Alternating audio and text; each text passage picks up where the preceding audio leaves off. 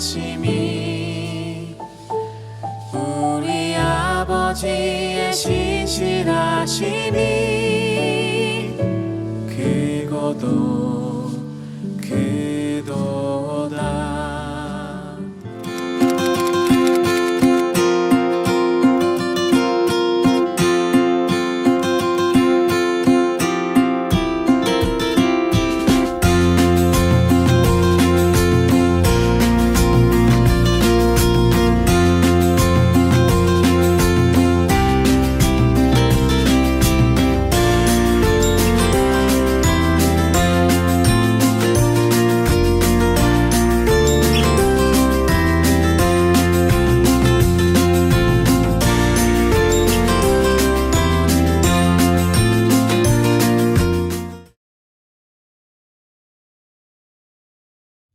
반갑습니다. 하늘그림교회 성도 여러분, 또 영상으로 예배를 드리게 되었습니다. 저희 여느 때처럼 찬양함으로 예배를 시작하겠습니다. 저희 좀 옛날에 같이 찬양했던 찬양인데 우리 함께 찬양하시면서 하나님께 나아가기를 원합니다.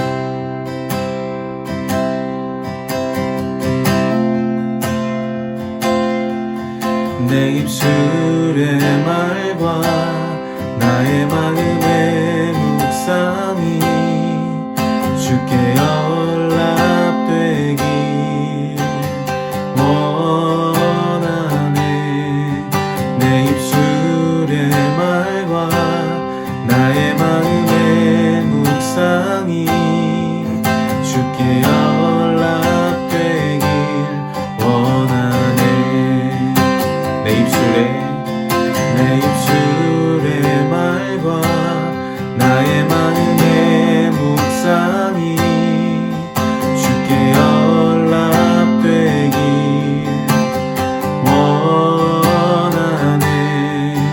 내 입술의 말과 나의 마음의 묵상이 주께 연락되길 원하네. 내 반석 나의 구원자 나의 노래하리유.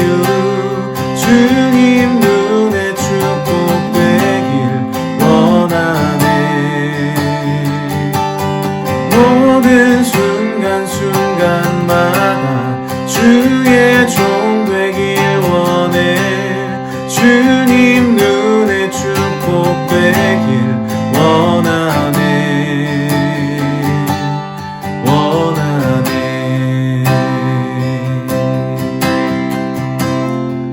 내 입술의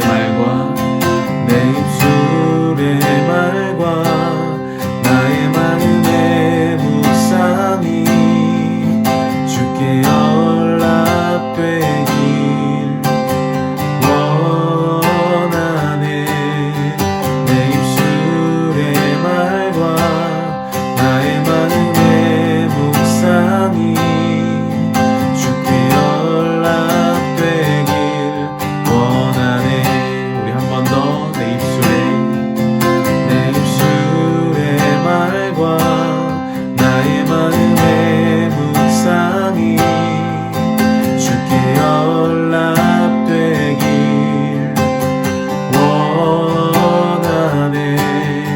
내 입술의 말과 나의 마음의 묵상이 주께 연락되길 원하네.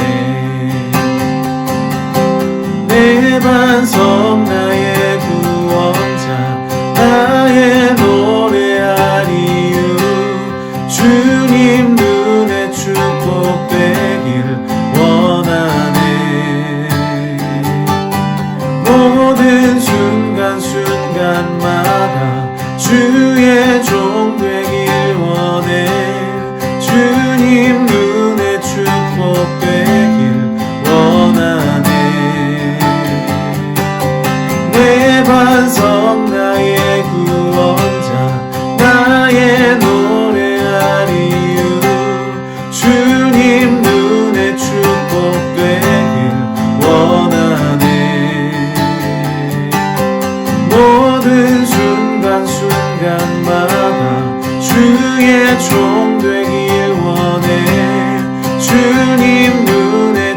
축복되길 원하네. 우리 한 번만 더. 내 반석 나의 구원자 나의 노래할 이유 주님 눈에 축복되길 원하네. 모든 순간순간마다 주의 종 되길 원해. 주님 눈에 축복되길 원하네.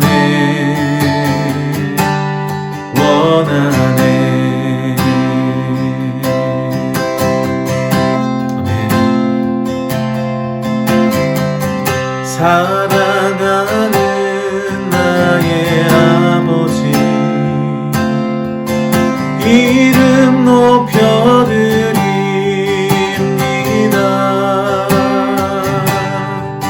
주의 나라 찬양 속에 임하시니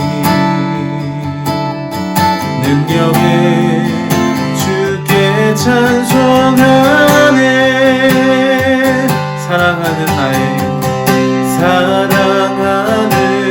나의 아버지 이름 높여드립니다. 주의 나라 찬양 속에 임하시니 능력에 주께 찬송하네. 전능하신 하나님 찬양 언제나 동일하신 주 전능하신 하나님 찬양 영원히 다스리네.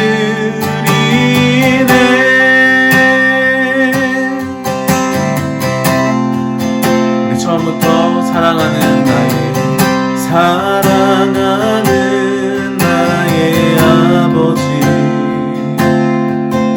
이름 높여드립니다.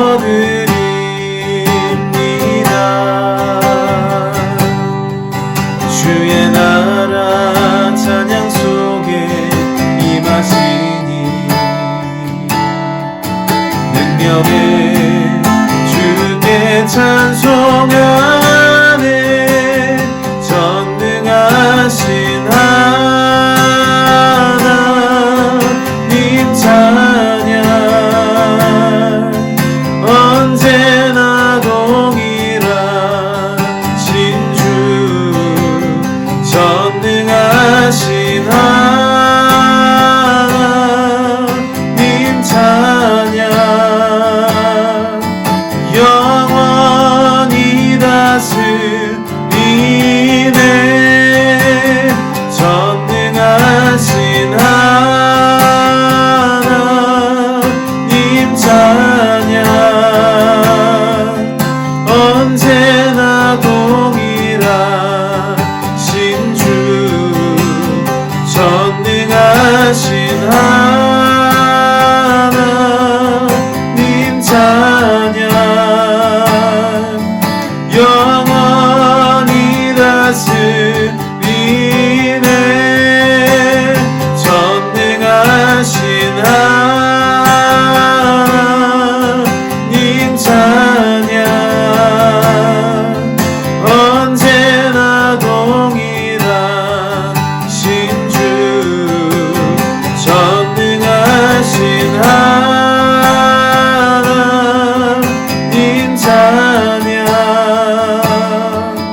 영원히 다스리네.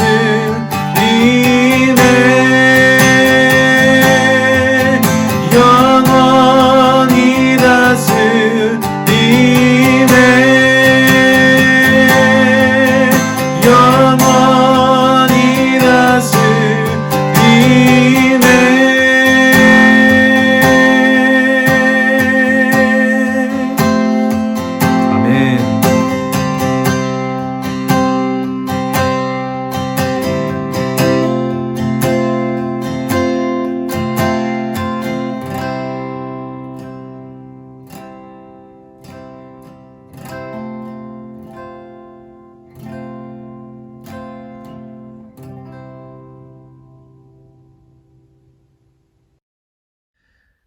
제가 한번 기도하도록 하겠습니다. 사랑의 하나님, 감사합니다. 우리를 각 처소 가운데 불러주셔서 하나님을 예배할 수 있도록 주님 이끌어 주시니 감사합니다.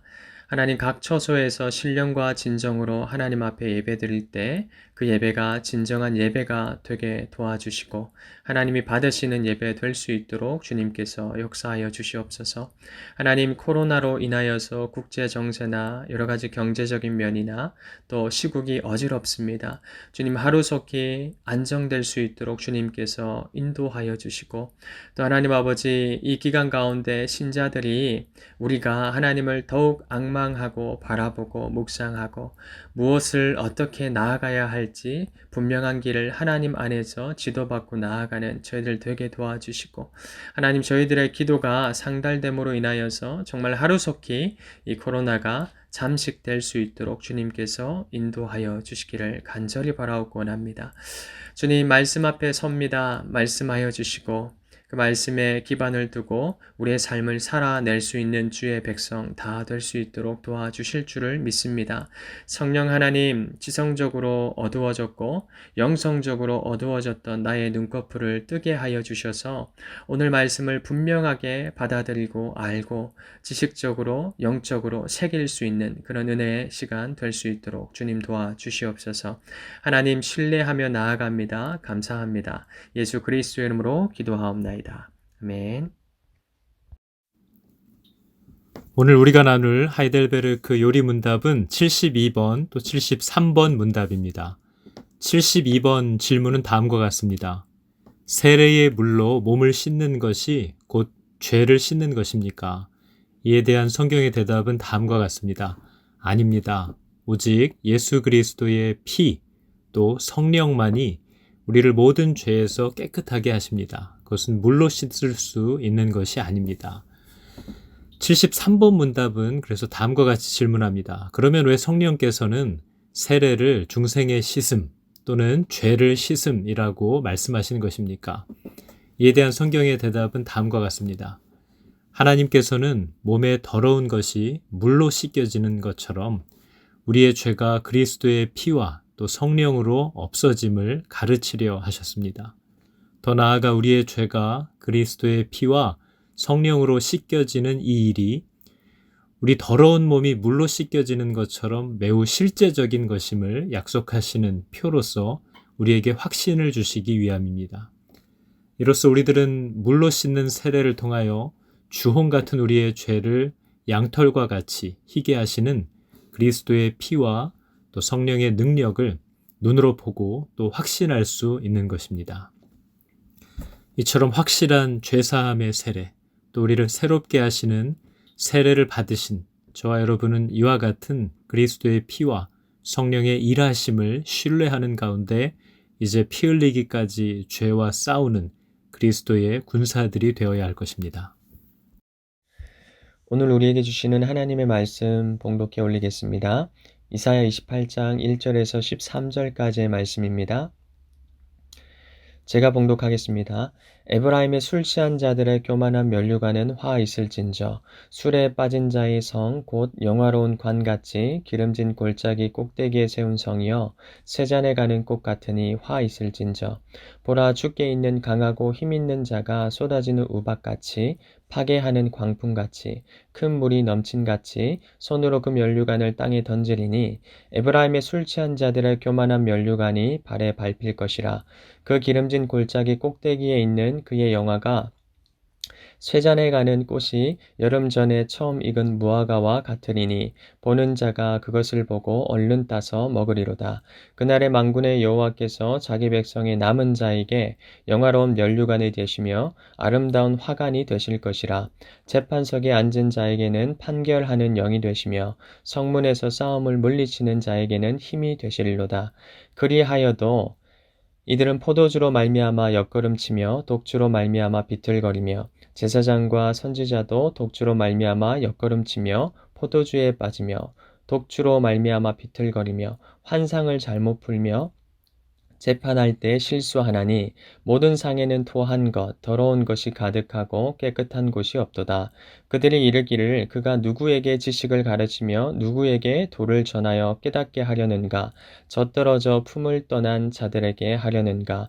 대저 경계에 경계를 더하며 경계에 경계를 더하며 교훈에 교훈을 더하며 교훈에 교훈을 더하되 여기서도 조금 저기서도 조금 하는구나 하는도다.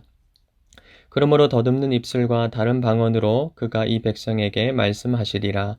전에 그들에게 이르시기를 이것이 너희 안식이요 이것이 너희 상쾌함이니 너희는 곤비한 자에게 안식을 주라 하셨으나 그들이 듣지 아니하였으므로 여호와께서 그들에게 말씀하시되 경계에 경계를 더하며 경계에 경계를 더하며 교훈에 교훈을 더하며 교훈에 교훈을 더하고 여기서도 조금 저기서도 조금 하사 그들이 가다가 뒤로 넘어져 부러지며 걸리며 붙잡히게 하시리라. 아멘. 사랑하는 성도 여러분 반갑습니다.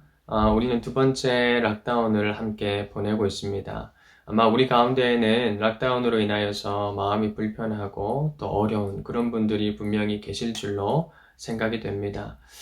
그런 분들 가운데 정말 하나님의 넉넉히 채우시는 그런 위로와 은혜가 함께 있기를 바라보고요. 또 하나님이 왜 이런 시간을 또 한 번 우리에게 허락해 주셨는가 하는 생각을 해보시고 또 묵상도 해보시면서 하나님이 이 가운데 깨달으라고 하시는 점은 어떤 것들이 있는지 뭘 점검하라고 하시는지 성도로서 묵상하고 기억하시면서 잘 가는 그런 시간 되었으면 좋겠습니다. 이제 말씀을 전하도록 하겠습니다. 오늘 설교의 제목은 화와 복의 노래입니다. 오늘 본문은 하나님의 작정을 다룬 본문입니다. 하나님은 심판할 자들에게 반드시 심판할 것이고요. 하나님은 구원할 자들에게 반드시 구원하실 것입니다. 그래서 화와 복의 노래가 울려 퍼지는 장이 이제 오늘 본문이라고 할 수 있습니다. 여러분 칼빈이라는 신학자는 말합니다. 하나님은 구원받을 가치가 없는 자들을 마땅히 구원하심으로써 하나님의 사랑을 찬양받게 하신다.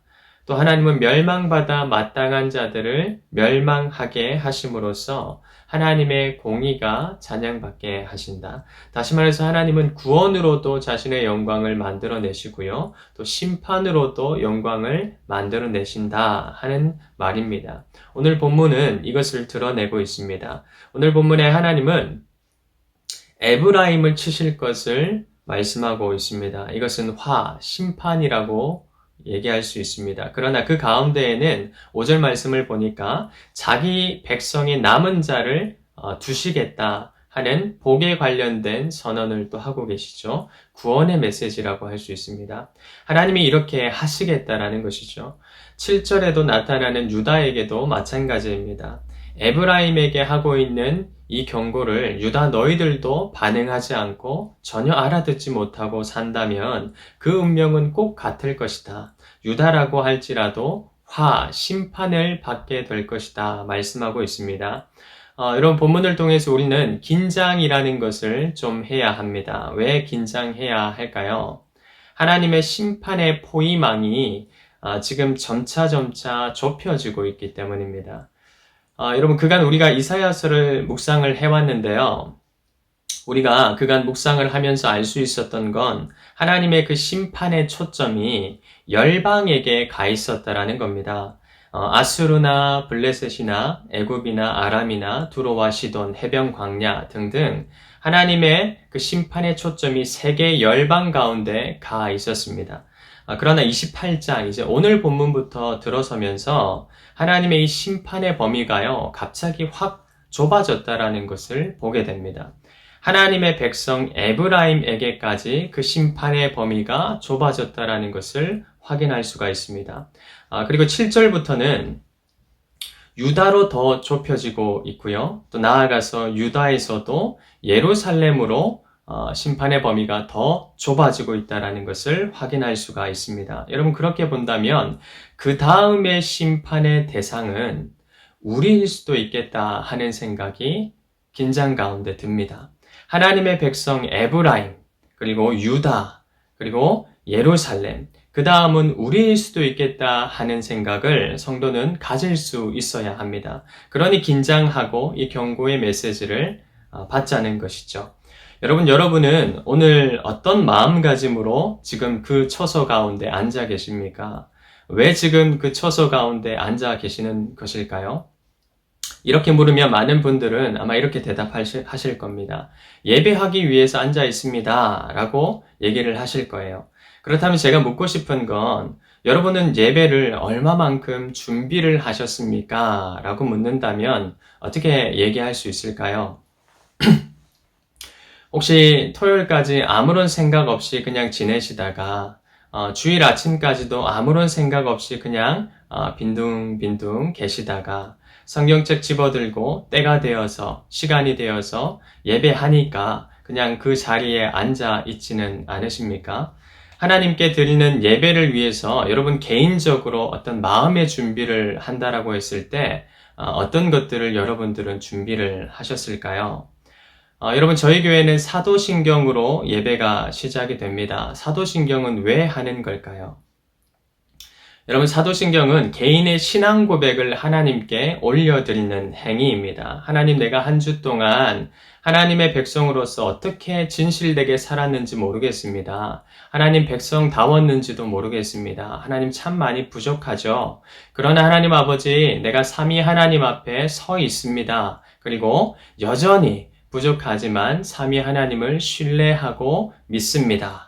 나의 주인 되신 하나님, 내가 주님을 신뢰합니다. 하는 고백으로 그 사도신경의 고백으로 우리의 예배는 시작이 됩니다. 근데 여러분 그런 고백을 그냥 국어책 읽듯이 아무런 감정 없이 고백하고 얼쩡이고 있지는 않습니까? 생각보다 우리는 예배를 준비하지 않습니다. 그냥 때 되면 와서 차려진 식탁에 숟가락만 올리려고 할 뿐이죠.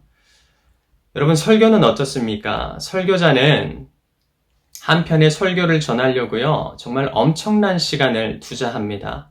양질의 말씀을 제공하려고 본문의 주제부터 시작해서 해석부터 시작해서 적용까지 하나님께 낱낱이 묻고 기도하고 책과 씨름하고 묵상하고 정말 피 흘리기까지 죄와 싸우는 그런 심정으로 설교를 준비합니다. 그렇다면 여러분 듣는 청중들 여러분들은 설교를 들으실 때 뭘 준비하시고 나오십니까?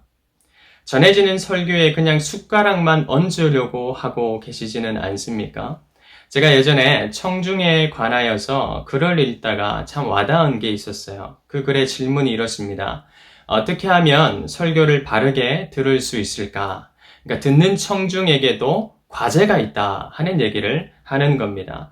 여러분 설교를 듣는 청중에게 있어서 과제가 뭘까요? 여러분들은 뭘 준비해야 할까요? 첫 번째부터 6번째까지 있는데요. 제가 쭉 한번 읽어보겠습니다. 동의가 되시는지 한번 체크해 보십시오. 설교를 듣는 청중은 스스로 구원이 필요한 자임을 절실히 알아야 한다. 첫 번째입니다. 두 번째, 청중은 하나님을 기대하는 자여야 한다.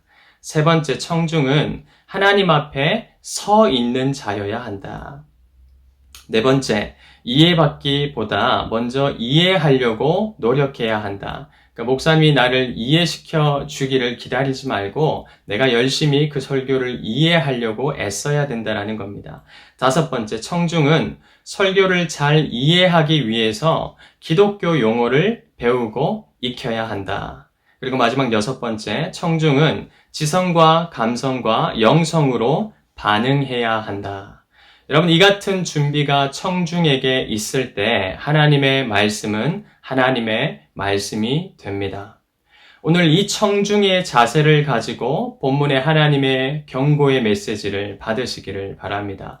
여러분, 왜냐하면 하나님은 에브라임에게도 있고 또 유다에게도 있으며 예루살렘에게도 있고 곧 우리에게도 있는 교만이라는 것을 지금 지적하고 계시기 때문입니다.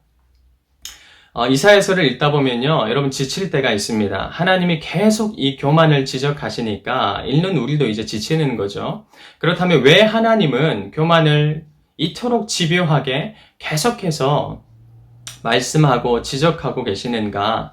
여러분, 그것은 교만이라는 것이 우리 뼛속 깊이 박혀있는 골수 분자이기 때문에 그렇습니다. 그게 꺾여야지만이 하나님 앞에 비로소 서게 되는 존재가 우리이기 때문이죠. 여러분, 지난주 우리 윤강우사님이 설교를 하셨는데요. 제가 너무 은혜를 많이 받고 너무 좋았습니다.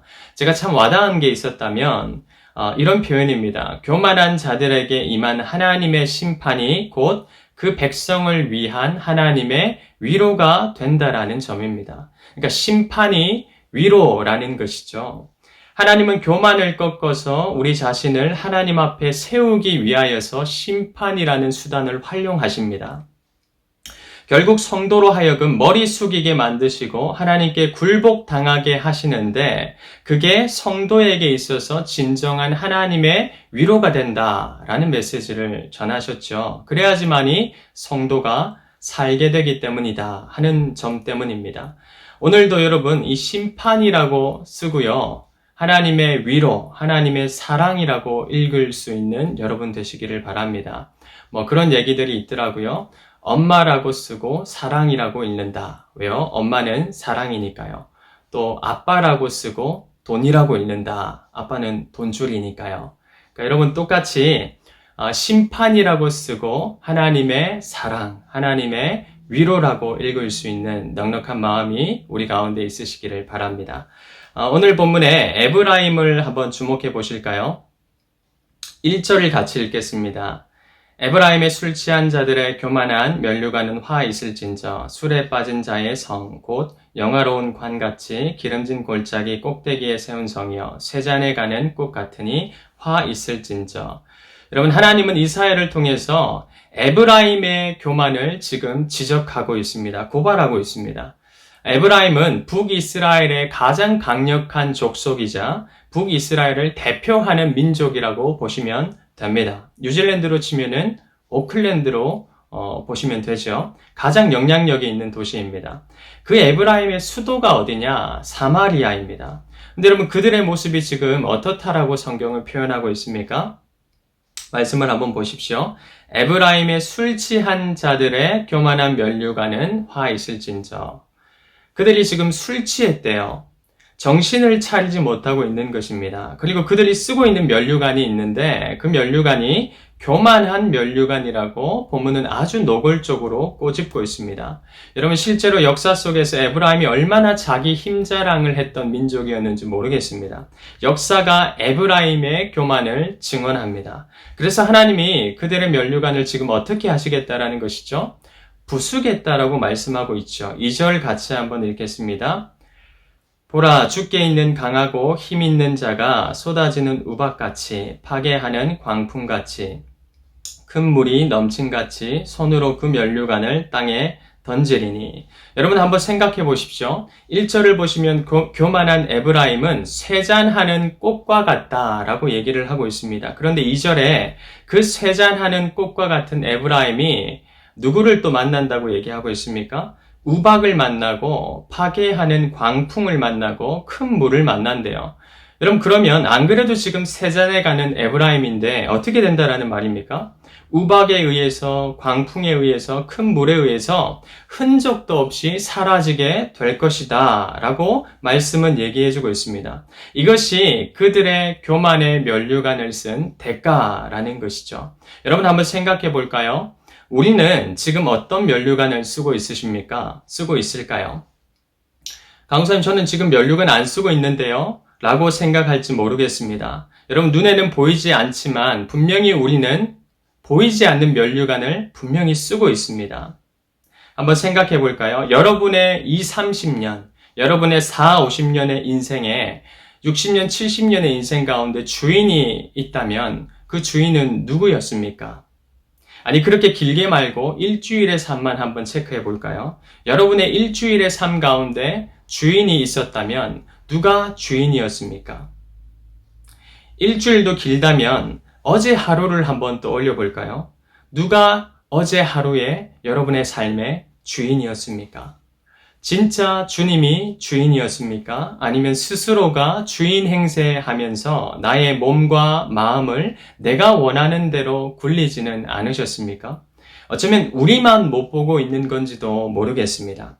주님은 우리의 이 교만한 면류관을 끊임없이 주목하고 계시고 뚫어져라 쳐다보고 계실 텐데 정작 나는 나의 교만한 면류관을 보지 못하면서 살고 있는 것은 아닐까 하는 생각이 드는 것이죠. 여러분 그러고 있지는 않을까요? 7절을 한번 보겠습니다. 유다는 또 어떻습니까?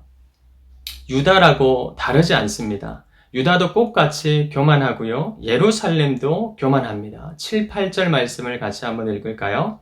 그리하여도 이들은 포도주로 말미암아 옆걸음치며 독주로 말미암아 비틀거리며 제사장과 선지자도 독주로 말미암아 옆걸음치며 포도주에 빠지며 독주로 말미암아 비틀거리며 환상을 잘못 풀며 재판할 때 실수하나니 8절입니다. 모든 상에는 토한 것, 더러운 것이 가득하고 깨끗한 곳이 없도다. 여러분 이사야는 유다 예루살렘의 이 교만을 다루면서요. 가장 먼저 지도자들의 타락을 지적하고 있습니다. 여러분 언제나 타락은 하나님의 세우신 사람들로부터 타락으로부터 시작이 되기 때문입니다. 백성들이 타락하면요, 지도자들이 다가가서 경책하고 꾸짖으면 됩니다. 그러나 지도자가 타락하면 여러분 이것은 답이 없습니다. 하나님이 해결하실 수밖에 없죠. 그래서 선지자 이사야가 지금 나서서 하나님의 심판의 경고를 지도자들에게 주고 있는 거예요. 이사야는 지금 지도자들의 소위 뼈를 때리는 그런 메시지를 전달하고 있습니다. 포도주와 독주를 즐기며 술독에 빠져 사는 지도자들아 말하고 있죠. 상에 토한 것과 더러운 것이 가득하며 깨끗한 것이라고는 하나도 없는 지도자들아, 뼈를 때리는 지적입니다. 근데 여러분 이렇게 뼈를 때리는 지적을 지금 이사야가 하고 있음에도 불구하고요, 지도자들은 꿈쩍하지 않습니다. 외려 9절 말씀을 보시면 지도자들은 이사야를 향해서 조롱을 하고 있습니다. 지금 니까짓 게 뭔데 우리에게 이래라 저래라 명령을 하는 거냐라는 거예요. 여러분 우리식으로 얘기하면 이렇습니다. 집사님 예수 잘 믿기를 바랍니다. 예수 잘 믿으셔야 됩니다. 이렇게 축복하고 권면했더니 대뜸 이제 들었던 집사님이 기분이 나빴는지 이렇게 얘기하는 거예요. 나 예수 30년 믿었어. 나 예수 40년, 50년 믿었어. 너 몇 년 믿었어? 어디서 나한테 지적질이야? 라면서 외려 따지는 거예요. 여러분 이런 태도가 지금 오늘 본문의 지도자들의 태도라는 거죠. 직업적 자존심의 상처를 받은 지도자들은 그 작은 상처 때문에 하나님의 말씀에 집중하지 못하고 있습니다. 하나님의 경고로 받지 않고 이것을 직업적 자존심의 상처로 받는 지도자들 가운데 여러분 하나님은 도대체 무엇을 더 하셔야 하는 걸까요? 이사야가 계속 경고해도 계속 비아냥되지 않겠습니까? 그러니 심판밖에는 없는 것이죠. 그래서 11절에 심판을 선고하고 계십니다. 그러므로 더듬는 입술과 다른 방언으로 그가 이 백성에게 말씀하시리라. 계속 경고해도 듣지 못하는 마치 이방 언어처럼 이사야의 경고를 듣고 있는 그 지도자들을 향하여서 하나님은 진짜 너희들이 이방 언어를 듣게 될 것이라고 선언하고 있는 것이죠.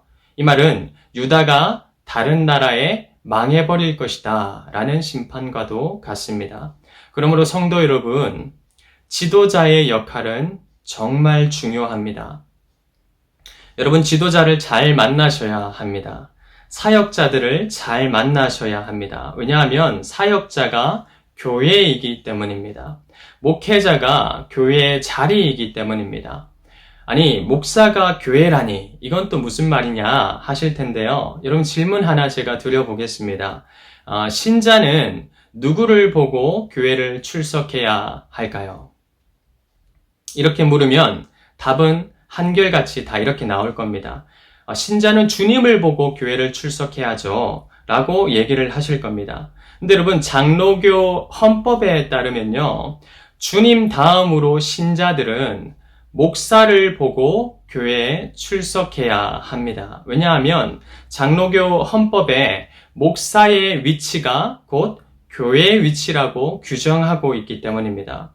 그래서 아무리 많은 신자들이 모였다 하더라도요, 목사가 그 가운데 없다면 그것을 교회라고 하지 않습니다. 허위교회, vacant church라고 부릅니다. 반대로 여러분 몇몇의 신자가 모여있다 하더라도 그것에 목사가 있다면 그것은 교회가 됩니다. 왜요? 목사가 말씀을 강론하고 성례를 시행할 수 있고 권징과 치리를 집행할 수 있기 때문이죠. 이사야처럼 깨끗한 통로가 되어서 하나님의 말씀을 있는 그대로 바르게 선포하는 목회자, 말씀에 합당하게 세례와 성찬을 나누는 목회자, 때때로 권징을 시벌하여 하나님의 공의와 심판을 정직하게 알리는 목회자, 그런 목회자가 교회의 위치가 된다라는 것입니다. 교회론을 공부하실 때 아마 알게 되실 텐데요. 바른 교회의 지표가 뭐냐? 여러분, 바른 교회가 어떤 교회가 바른 교회일까요? 바른 교회의 지표는 다음과 같습니다. 바른 말씀이 선포되고, 바른 성례, 세례와 성찬이 시행되고, 바른 권징과 치리를 집행하는 교회, 그것이 바른 교회라고 얘기를 합니다. 이건 다른 말로 바른 목사를 만났을 때 일어나는 일이기도 하지요. 그러므로 장로교 신자는 사람이 많거나 어떤 교회 건물의 크기를 보고 교회를 선택하고 출석하지 않습니다. 주님 다음으로 목사를 보고 교회를 선택합니다. 하늘 그림 교회는 어떨까요? 제가 잠깐 이 지난 3년 반 동안의 사역을 좀 생각을 해보면서 그동안 참 감사하고 참 행복했었구나 하는 생각을 하게 되었습니다.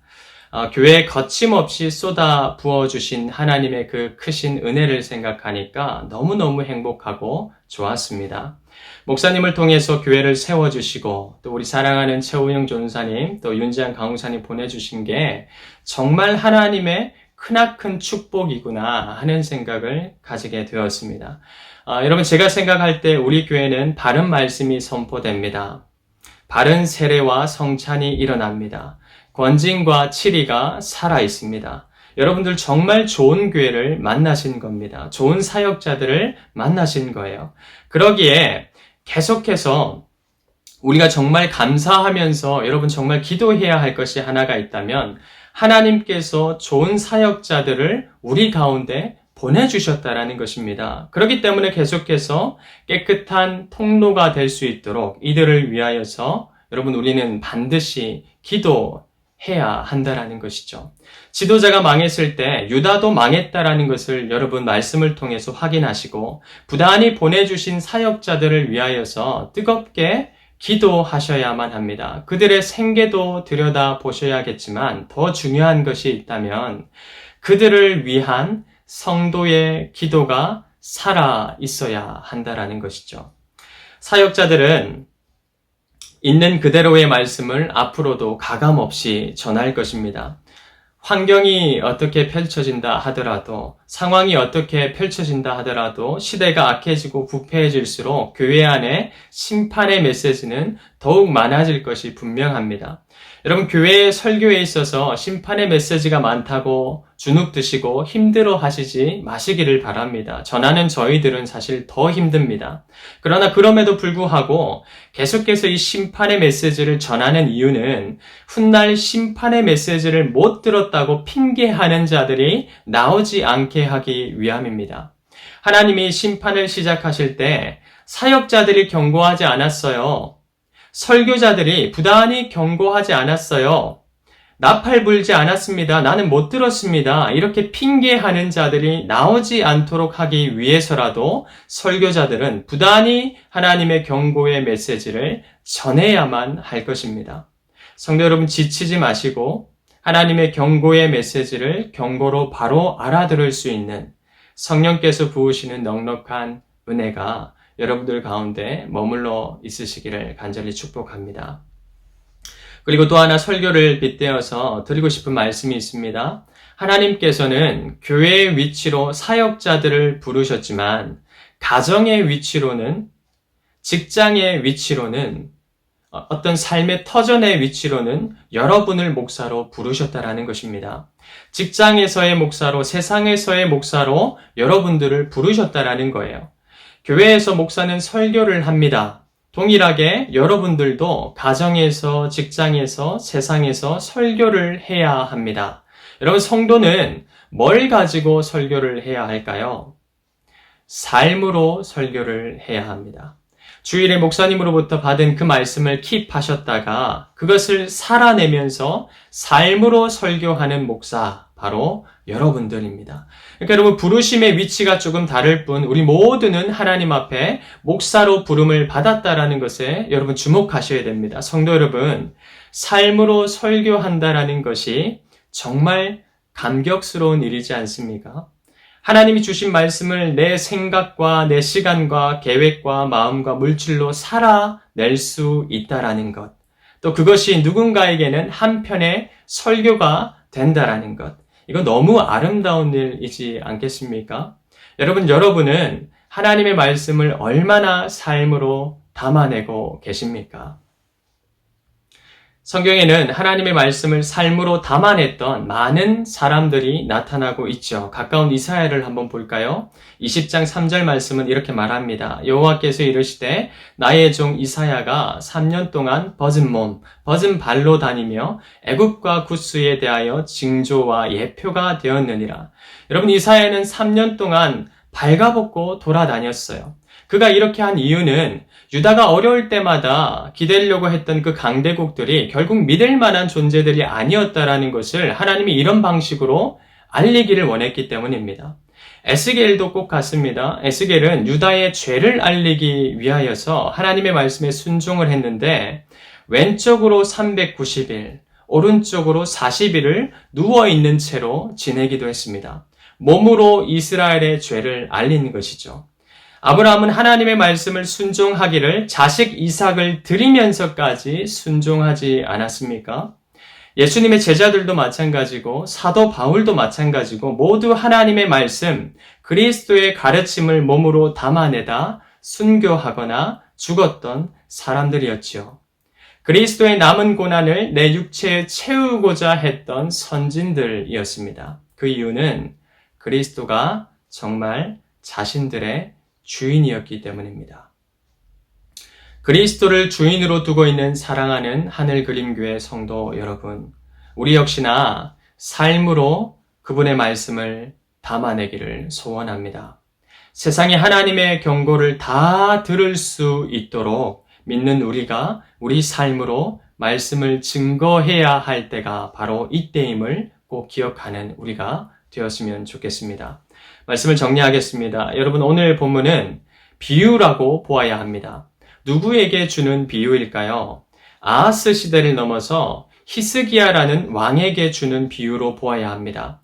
왜 하나님은 이사야를 통해서 히스기야에게 이런 비유를, 이런 경고를 주시는 걸까요? 그것은 히스기야가 하나님 대신 애굽을 사랑하려고 하는 중이었기 때문입니다. 애굽의 도움을 바랬기 때문인 것이죠. 자기 아버지 아하스는 아수르를 사랑했고요. 그 아들 히스기야는 지금 애굽을 사랑하려고 하는 중입니다. 왜 그렇습니까? 하나님보다 애굽이 능력자처럼 보였기 때문이죠. 그게 교만입니다. 하나님 위치에 다른 무언가를 올려놓는 것, 그것이 교만이죠. 그래서 이사야를 불러다가 히스기야에게 오늘 본문을 통하여서 경고의 메시지를 날리고 있는 것이죠. 성도 여러분, 우리는 여전히 코로나로부터 해방되지 못하고 있습니다. 어쩌면 잘 생각해보면 정말 이것이 성경의 어떤 메시지보다 실제적인 하나님의 경고의 메시지일 수도 있겠다 하는 생각이 듭니다. 어떤 신학 비평가는 말합니다. 코로나는 인간 교만의 결과이다. 그간 자연을 너무 많이 훼손시켰고 너무 황폐하게 다뤘기 때문에 어쩌면 이 코로나는 벌써 진작에 일어났어야 했던 일이었다라고까지 얘기합니다. 얼마나 하나님이 주신 피조세계를 이기적이고 자기중심적으로 마음대로 다뤄왔는지 피조세계가 신음하고 고통의 소리를 내고 있는데도 인간은 철저히 외면했었다라는 거예요. 그 교만의 결과를 맞이하고 있는 중이라고 얘기를 하는 것이죠. 여러분, 저는 다시 시작된 2주간의 이 락다운에서 하나님의 심판의 미리 보기를 경험하고 있는 중입니다. 코로나 하나에도 맥을 못 추리는 우리인데 더한 심판으로 하나님이 다가오시면 과연 인간은 어떻게 될까요? 하나님의 심판의 전조로 코로나를 묵상해 보심이 어떠십니까? 어쩌면 락다운으로 하나님이 다시 우리를 집 안에 가두심은 여전히 교만한 우리의 모습을 기도로 발견하기 위한 하나님의 조치이지는 않을까요? 3개월 전에 락다운이 풀리자마자 곧바로 기승을 부렸던 우리의 교만을 다시 한번 점검하라고 주시는 기회이자 사인이지는 않을까요? 각자의 자리에서 꼭 기도하시는 시간이 필요하겠습니다. 이 시간 같이 기도하는 시간을 잠깐 가지려고 합니다.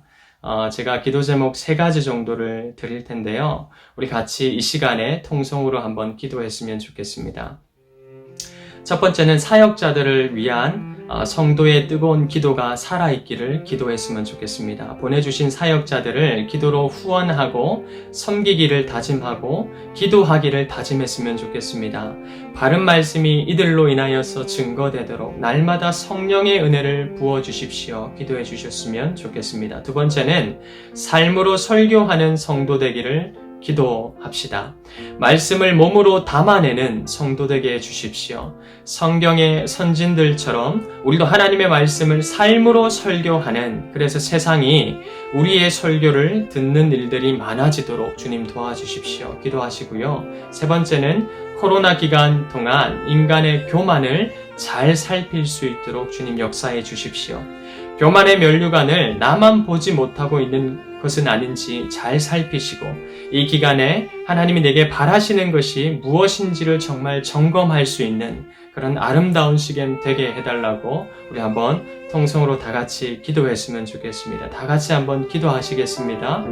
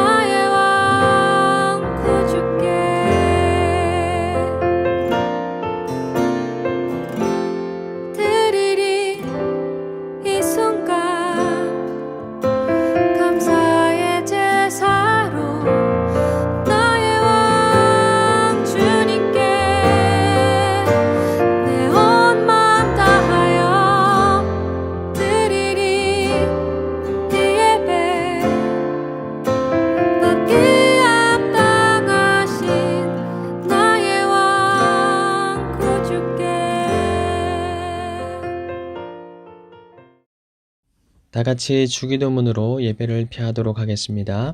하늘에 계신 우리 아버지여, 이름이 거룩히 여김을 받으시오며 나라의 임하옵시오며 뜻이 하늘에서 이룬 것 같이 땅에서도 이루어지리이다.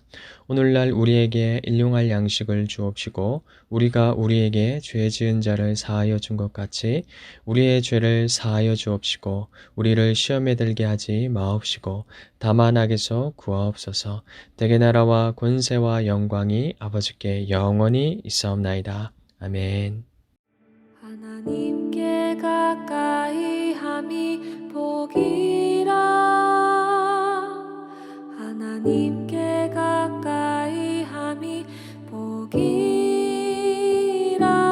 나와 하나님 당신의 만남이 내겐 가장 큰 복이라. 하나님께 가까이 함이 복이라. 하나님께 가까이 함이 복이라. 나와 하나님 당신의 사귐이 내겐 가장 큰 복이라.